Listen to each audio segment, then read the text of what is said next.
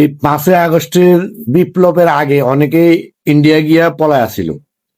এরপরে যখন 5ই আগস্টে এই বিপ্লবটা ঘটিত হইল, তখন অনেকে ইন্ডিয়া থেকে আবার বাংলাদেশে আসছিল এবং আইসা এখন এই 5ই আগস্টকে তারা অস্বীকার করে।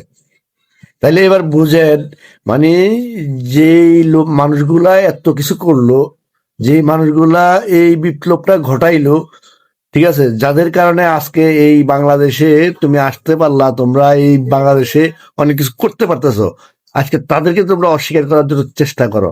আর এই ব্যাপারে কেউ যদি কথা বলে, তাইলে সে হয়ে যায় রাজাকার, সে হয়ে যায় এনসিবি। এই সমস্ত কথা এখন আর বাংলাদেশে কেউ খায় না। ঠিক আছে, সময় থাকতে এখনো সত্যের পথে আসো। ঠিক আছে, সুন্দর একটা জীবন তৈরি করার জন্য, সাধারণ মানুষের জন্য কাজ করার জন্য চেষ্টা করো। এগুলা ভোগী বাদ দিয়া এখন একটু ভালো হও ভাই, ভালো হও।